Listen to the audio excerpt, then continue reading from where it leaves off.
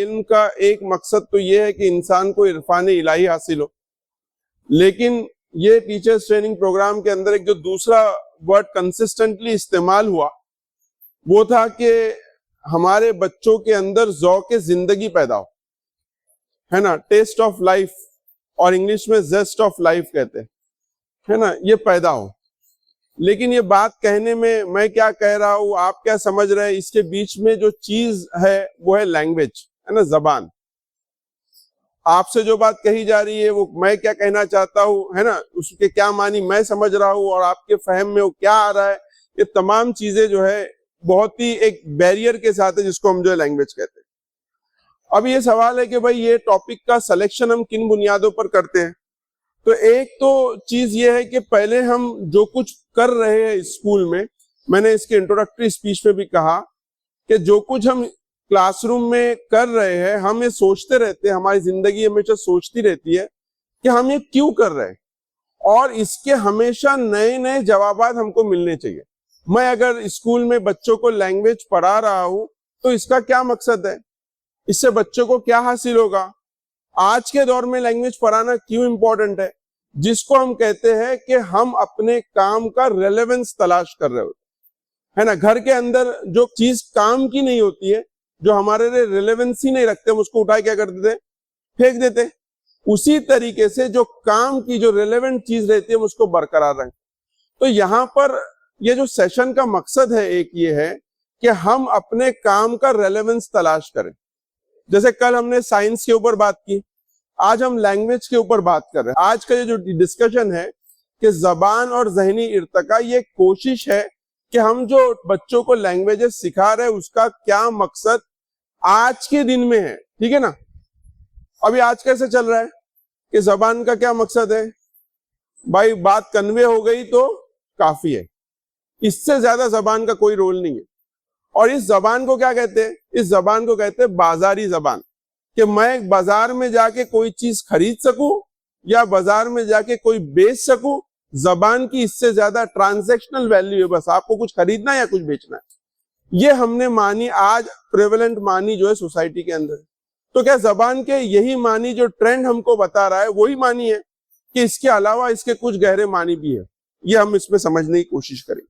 दूसरी चीज ये है कि प्रॉब्लम आइडेंटिफिकेशन। अभी कल ही कुछ टीचर से प्रोग्राम के बाद डिस्कशन हुआ, उसमें ये बात आई कि आज एक बहुत बड़ा बच्चों का मसला क्या है, बच्चे क्या बड़े क्या सब लोग क्या इमोशनली नम है, इमोशनल नमनेस है, मतलब क्या बेहिसी का शिकार है। आप देखते हैं कि मैयत के ऊपर कुछ लोग हंस रहे होते, कॉमन फाइंडिंग है, अभी कोई अलग फाइंडिंग है, ये कहां से आ रही है, ये इमोशनल नमनेस से आ रही है। फिर हम ये देखते हैं कि लोग ताल्लुकात को जिस तरह बरतना चाहिए, निभाना चाहिए, उसमें नाकाम है। हम कल भी इस पे डिस्कशन किए कि टीचर्स रिस्पेक्ट क्यों लूज कर रहे हैं। फिर एक बहुत बड़ा सवाल हमारे सामने आ रहा है कि भाई जब एआई इतने बड़ी तादाद में आ रहा है, रोबोटिक्स आ रहा है, तो इंसान का क्या रेलेवेंस बाकी रहता है इस न्यू 21st सेंचुरी की दुनिया के अंदर। ये तमाम सवालात हमारे सामने जो है खड़े हैं, है ना।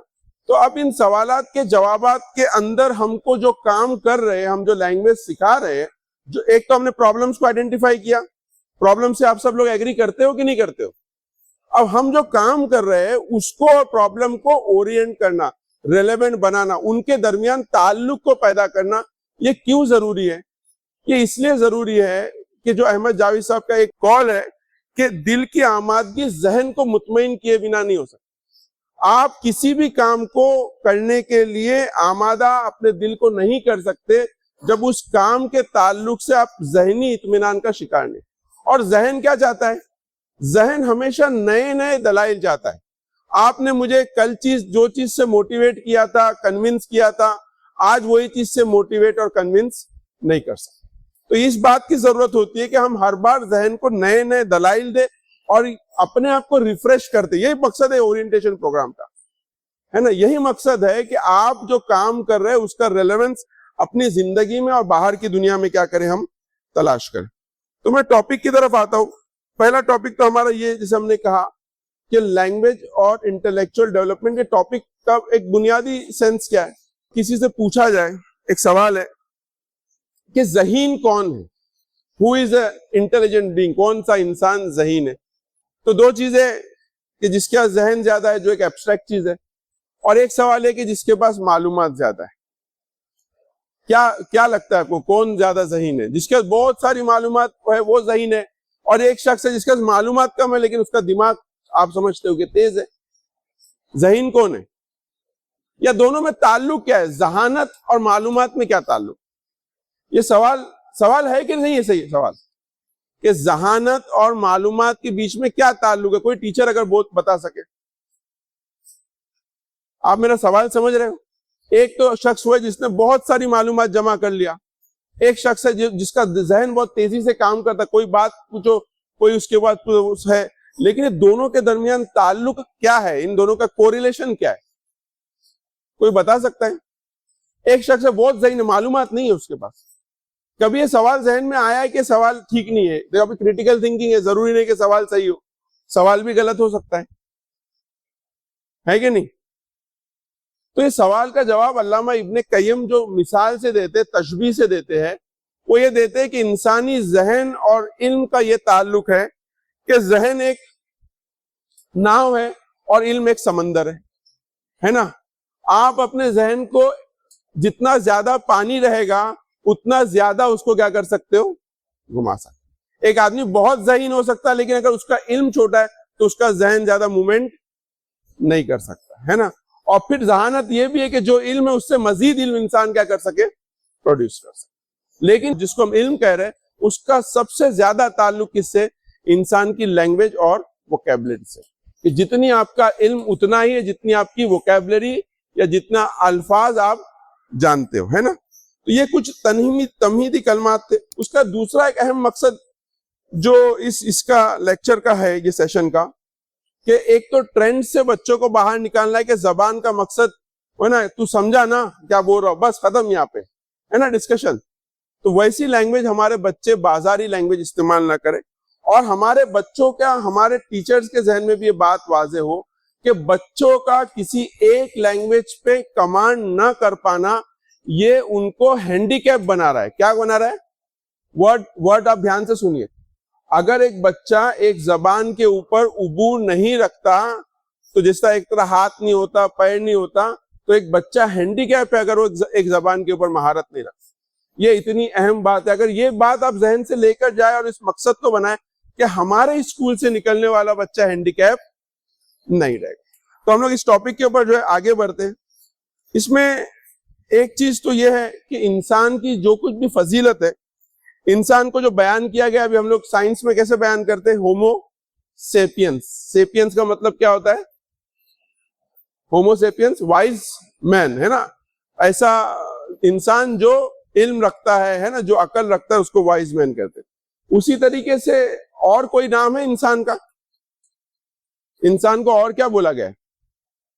अशरफुल मखलूक। और तो क्या बोला क्या गया? एक टर्मिनोलॉजी है, हैवान नातिक। ऐसा हैवान जो नतक रखता है ना, जो बोल सकता है। और नतक से ही वर्ड क्या आया है? हम लोग क्या कहते हैं? मंतिक, लॉजिक। तो टॉपिक का जो कोरिलेशन है कि इंसानी इंटेलेक्चुअल, इंसान का इंटेलेक्चुअल होना और इंसान का नतक, इंसान का गोयाई होना, ये दोनों चीजें इस तरीके से। और ये बात आज से नहीं, पहले से मालूम है। लेकिन अभी क्या हुआ पिछले कुछ सालों में कि वो इंसान को ज्यादा होशियार समझा जाता है कि जिसको बहुत सारा साइंस मालूम है, जिसको बहुत सारी मालूमात है, उसको बहुत क्या समझा जाता है? होशियार समझा जाता है। तो हमको ये एक कुछ बेसिक्स के ऊपर रिविजिट करने की इंशाल्लाह हम जो है इसमें जो है कोशिश करेंगे। अब यहाँ पे सवाल ये होता है कि जो हम जहन कहते हैं, इंसानी दिमाग कहते हैं, इसके क्या क्या फंक्शंस है, किस तरीके से काम करता है? हम लोग जहनी इर्तिका पे बात कर रहे हैं, तो पहले तो हमको समझना पड़ेगा ना कि ह्यूमन माइंड किस तरीके से काम कर रहा है। हाँ, एक तो उसके अंदर गौर और फिक्र है। दूसरा, एक इंपॉर्टेंट क्या बात आई कि इंसान के पास क्या होती है? मेमोरी होती है। अब इस मेमोरी को कनेक्ट कीजिए, जबान के अंदर क्या होता है? लैंग्वेज होती है। तो जबान के अंदर वोकैबुलरी भी मेमोरी का पार्ट है। हाँ, एक इंपॉर्टेंट चीज जो कही गई क्या है? इंसान एक एहसास रखता है जो उसके जहन में आता है। कुछ लोग, हम लोग उसको लिटरेचर में दिल कहते हैं। फिर एक बात आई अटेंशन। एक बहुत इंपॉर्टेंट चीज क्या है? कि वो किस तरफ ध्यान देता है ना। ये इंपॉर्टेंट चीज जो है जहन की। और क्या चीज है? इमेजिनेशन, ये एक इंपॉर्टेंट चीज है कि इमेजिनेशन जो है, और हो गया थिंकिंग रीजनिंग हो गया, और एनालिसिस भी हो गया रीजनिंग के अंदर, और एहसास भी हो गया, इमोशनल इंटेलिजेंस जिसको हम कहेंगे, और तजस्सुस वो उसका पार्ट ही है, मतलब रीजनिंग। और कोई चीज? अभी कोई काम करने से पहले हम क्या करते हैं? इरादा करते हैं, है ना। इंसानी जहन का एक अहम चीज क्या है कि उसका इरादा और चॉइस, वो जो इंसानी जहन करता है, ये सब चीजें क्या है? इंसानी जहन का पार्ट है। और एक सबसे अहम चीज क्या है इंसानी जहन में, जो इंसान को इंसान बनाती है, जो मैंने कहा हैवान नातिक है। अभी हैवान नातिक के ऊपर एक सवाल है, कुरान के अंदर सुलेमान अलैहिस्सलाम ने का जो तस्करा है उसमें चूंटियों ने आपस में बात की है ना। आज हम कहते हैं कि हर चीज एक दूसरे से इंटरेक्ट करती है। तो इंसान का नातिक होना और चूंटी के नातिक होने में क्या फर्क है? चूंटियां बात करती है कि कम्युनिकेट करती है कि नहीं करती है ना। अपन कॉमनली देखते हैं जब वो कुछ काम करती है तो कम्युनिकेट करती है। तो इंसान के नातिक होने में और जानवरों के नातिक होने में क्या फर्क? कभी सोचिए बात। कोई देखिए, इंसान जो नातिक कहा गया इंसान को, वो उसका नुत्क ऐसा है कि वो अपने आप से बात कर सकता है। सेल्फ टॉक जो हम करते हैं ना, ये सिर्फ इंसान कर सकता है। क्यों कर सकता है? क्योंकि उसके अंदर शऊर पाया जाता है। मैं, शऊर क्या है कि आई एग्जिस्ट, मैं खड़ा हूं, मैं लेक्चर दे रहा हूं, है ना। चूंटी या कोई कुत्ता या कोई जानवर जब काम कर रहा है तो उसके अंदर ये शऊर जो है, मैं का शऊर पाया नहीं जाता है। तो यहां पर ये इंसानी जो जहन है उसके डेवलपमेंट के जो डोमेन्स है वो ये हो सकते। क्या क्या कहा मैंने? सबसे पहले शऊर है, दूसरी चीज क्या है? परसेप्शन है ना। ये जहन से हम आंखों से चीजों को देख रहे, आप मेरी बात कानों से सुन रहे या शायद नहीं सुन रहे, है ना। फिर एक अटेंशन है, फिर उसके बाद मेमोरी है, फिर उसके बाद इंसान के जज्बात और एहसासात है, फिर उसके अंदर रीजनिंग है, और फिर लास्ट में इन सब चीजों के नताइज में इंसान किसी काम को करने का क्या करता है? इरादा करता है। अब यहां पर हम लोग इसको थोड़ा आगे बढ़ाते हैं कि लैंग्वेज जो है ये हमारे परसेप्शन को कैसे इंप्रूव करती है। देखिए, मैगजीन में एक आर्टिकल मैंने लिखा था, उसमें बात को वाजे किया था कि इंडोनेशिया के अंदर जो लोग मिर्ची या तीखा फ्लेवर हम जिसको कहते हैं, तेज कहते हैं, उसके 10 फ्लेवर्स को वो जानते हैं या टेस्ट करते हैं। और हम लोग कितने करते हैं? अब उनके पास 10 फ्लेवर कैसे आए? जबान में एक्स्ट्रा टेस्ट बर्ड है क्या उनके पास? हाँ, कैसे आए? चूंकि उनकी जबान के अंदर उस टेस्ट को परसीव करने के लिए, महसूस करने के लिए 10 अल्फाज मौजूद है, इसलिए वो क्या करते हैं? 10 तीखे टेस्ट को महसूस करते। अभी आपके अंदर महरूमी है या नहीं है? अभी आप इसको देखिए कि नीला कलर है। अक्सर लड़कों के लिए कलर सिर्फ क्या होता है? नीला होता है ना। फिर और लड़कियों के लिए वही नीले कलर के अंदर बहुत सारे कलर होते। क्यों होते? आंखें अलग होती है। हाँ, फैरोजी कलर है, क्या क्या कलर है, बहुत सारे कलर है ना। क्यों है उनके पास वो कलर, हमारे पास क्यों नहीं है? क्योंकि उनके पास उन कलर्स के लिए क्या मौजूद है? अल्फाज। तो इंसानी परसेप्शन जो है उसका राज ताल्लुक उसके पास उस जबान में कितने अल्फाज है उससे। अब ये बात कहने का मकसद क्या है कि आपके बच्चे का चीजों को देखने का नजरिया, जो चीजें उसको दिखाई दे रही, टोटली चेंज हो जाता है अगर हम बच्चों को उतनी ज्यादा वोकैबुलरी देंगे जो उसका परसेप्शन को क्या कर देगा? इंप्रूव कर देगा, है ना। अब बच्चों ने कोई एक बाहर नजारा देखा, नजारा देखने के बाद हर बच्चा उस नजारे को अलग अलग तरीके से बयान करेगा। एक कोई राइटर रहेगा, वो चप्पल पहनने को ऐसा बयान कर सकता है कि जैसे इंसान क्या पहन रहा है? ताज पहन रहा है। कर सकता है कि नहीं कर सकता है? कि नहीं कर सकता है। हालांकि हम भी दिन रात चप्पल पहन रहे हैं, लेकिन ना चप्पल हमको वैसी दिखती है, ना चप्पल हमको कभी पहनते वक्त वैसी क्या होती है? महसूस होती है। तो मैं आपसे जो कहना चाह रहा हूं वो ये कि जब हम कहते हैं कि बच्चों के अंदर तालीम देने का एक मकसद उनके अंदर ज़ौक़े हयात को पैदा करना, टेस्ट ऑफ लाइफ को पैदा करना, तो उसका मतलब ये होता है कि हम उनके अंदर वो वोकैबुलरी पैदा करें जो उनके लैंग्वेज को क्या करे? इंप्रूव करे। दूसरी चीज है जहन के एतबार से क्या, याददाश्त। कोई वाकया हुआ है ना, वाकया होने के बाद अब वो वाकये को दोबारा बयान करना है, तो वाकये को अगर दोबारा बयान करना है तो जिसके पास जो है ज्यादा अल्फाज होंगे, है ना, तो उस वाकये को कैसा होगा, बेहतरीन अंदाज में क्या कर सकता है, रिकॉल कर सकता है और उसको नरेट कर सकता है, बयान कर सकता है ना। अभी कुछ मेरे दोस्त है ना, उनके बारे में कहा जाता है कि मूवी 3 घंटे की होती है, लेकिन अगर वो सुनाए तो कितने घंटे की है, 6 घंटे की, है ना। मूवी तो 3 ही घंटे की थी, लेकिन ये जो सलाहियत बच्चे के अंदर पैदा होगी, कब पैदा होगी, जब उसकी लैंग्वेज क्या होगी, बेहतर होगी। मैं आपको बताऊं, जितने भी टॉप पोजीशन पे लोग हैं, है ना, जो कहते हैं ना बड़े मोटिवेटर है, ये है वो है, वो असल में क्या कर रहे होते, वो अपनी जबान से किसी एक मामूली वाक्य को एक्स्ट्रापोलेट बहुत बड़ा करके क्या कर रहे होते, बयान कर रहे होते, और लोग उसको सुन। और ये भी कहा गया कि कामयाब वो लोग होते हैं जो अच्छी स्टोरी, अच्छी कहानी क्या कर सके, बयान।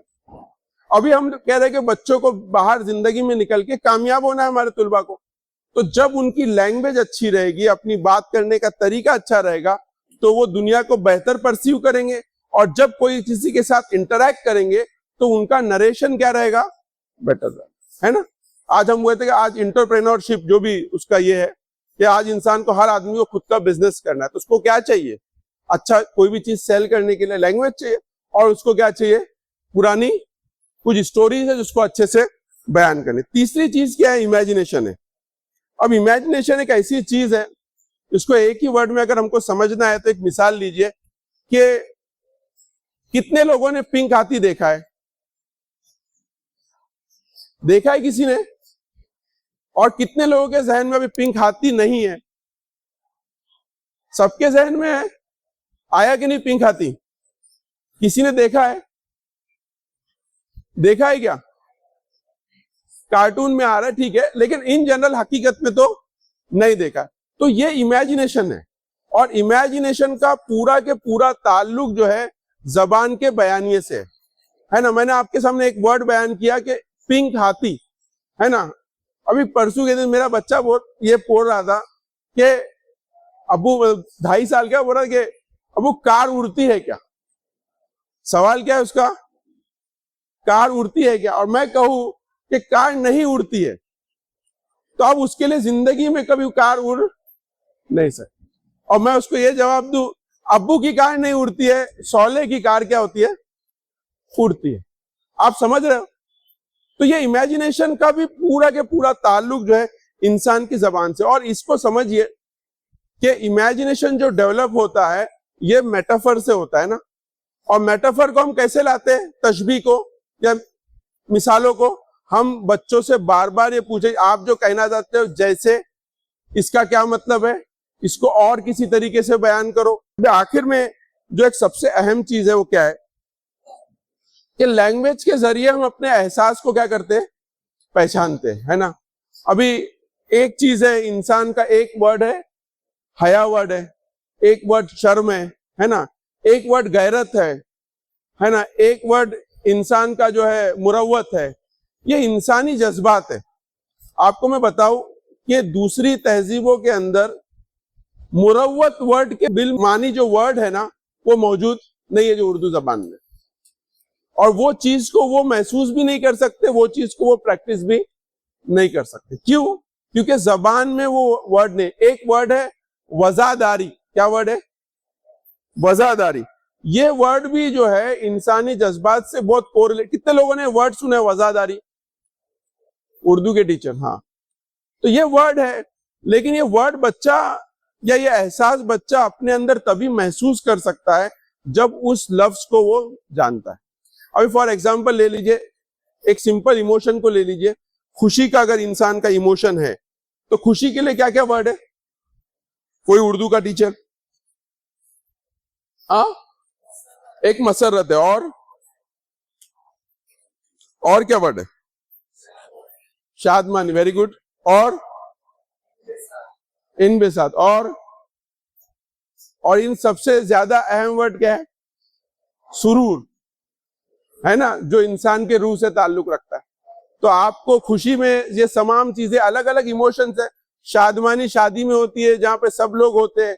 सुरूर एक ऐसी चीज है कि जो इंसान अपने कल्ब में और दिल की गहराइयों में क्या करता है, महसूस करता है। और मसरत तो एक ट्रिवियल, जैसे आप ये खबर सुन के बड़ी मसरत हुई या मुसरत हुई। तो ये जो अल्फाज है, ये जो जज्बात है इंसान के, इसको आप बच्चा तभी आइडेंटिफाई कर पाएगा जब उसके पास इसके लिए क्या रहेगी, वोकैबुलरी। फिर उसके बाद गम के लिए क्या क्या अल्फाज है? अलम है, और रंज है, और दुख है, और यास, और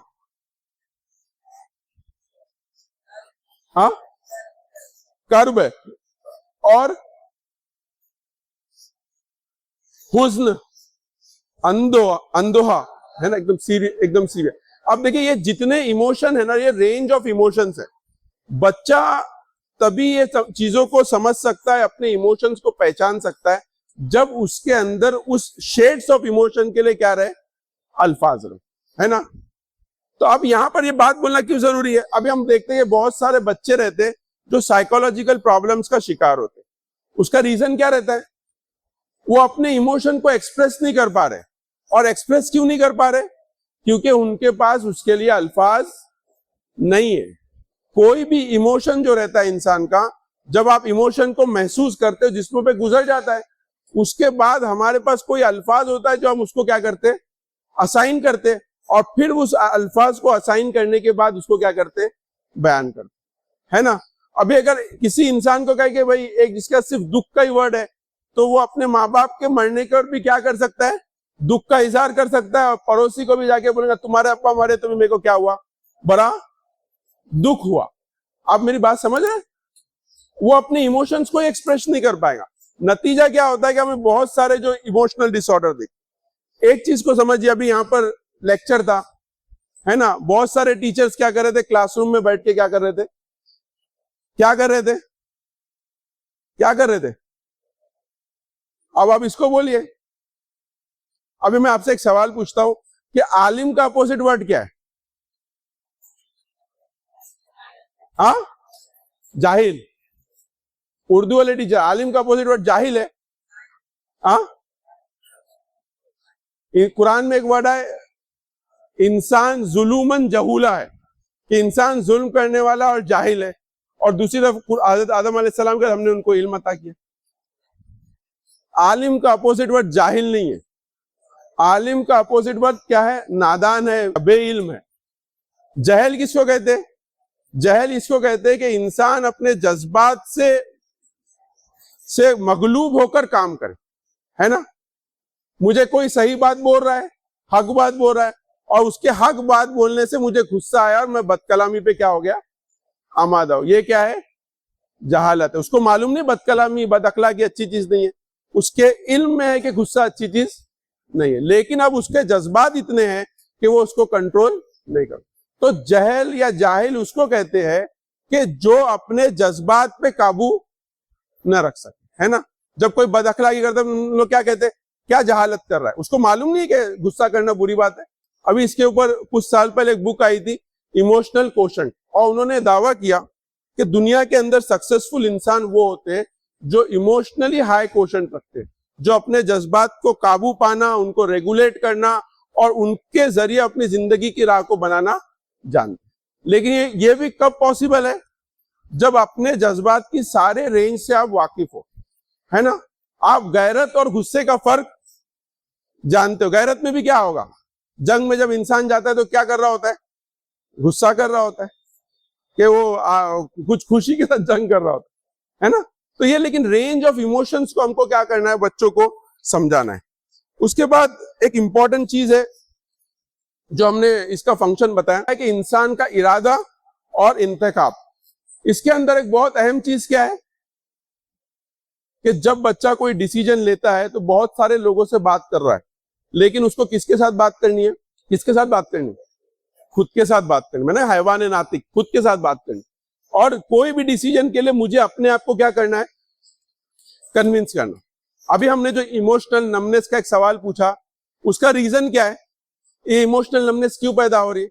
कि इंसान जो कुछ दुनिया देख रहा है उसको कुछ वक्त अकेले में ऐसा चाहिए होता है कि उस पूरी चीज को क्या करे, इंटरनलाइज करे, है ना। अगर कोई बुरा वाकया हुआ तो कितना बुरा वाकया ये सोचने और समझ, अगर किसी बच्चे के माँ बाप मर गए या माँ मर गई है तो उसको इस गम को रियलाइज करने के लिए भी क्या चाहिए, वक्त चाहिए। और आज के जमाने में मोबाइल ये वक्त क्या कर रहा है, छीन रहा है। नतीजा क्या हो रहा है कि इमोशनल नमनेस पैदा हो रही। अभी मैं कहता हूं कि बहुत सारे खाली प्लेट रहते थे तो पहले एक ख्याल आता था कि खाली प्लेट बच्चों के जाना नहीं चाहिए, वहां पर किसी न किसी को पराना चाहिए।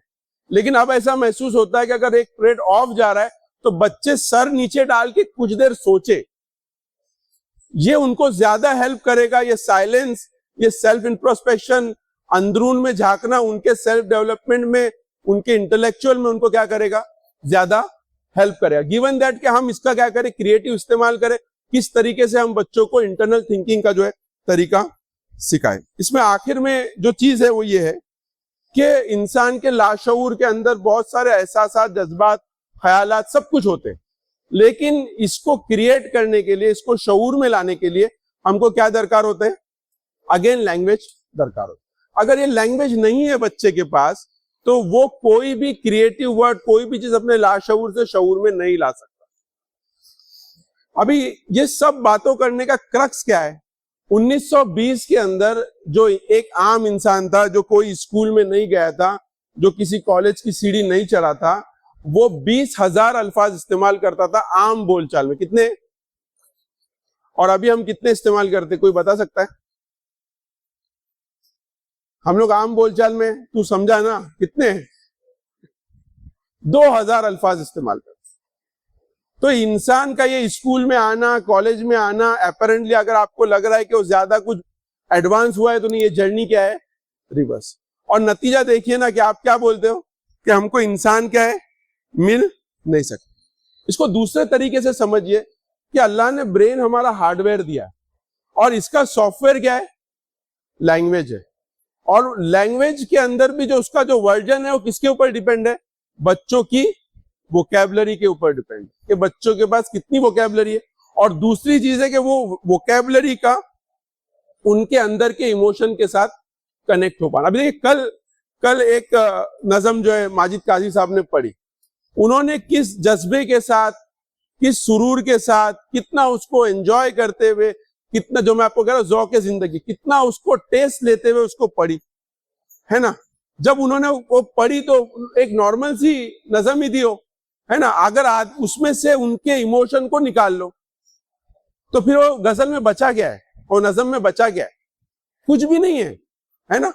तो ये पूरा जब हमें कहते हैं कि आज के दौर में लैंग्वेज को डेवलप करके बच्चों के अंदर असल चीज जो है ज़ौक़े हयात पैदा करना, तो उसके का मतलब ये होता है कि उनका अल्फाज के साथ इमोशनल कनेक्ट पैदा करना। क्या करना, इमोशनल कनेक्शन। और ये इमोशनल कनेक्शन कैसे पैदा होगा, कोई इंजेक्शन से, किससे? वो इमोशनल कनेक्शन तभी पैदा होगा।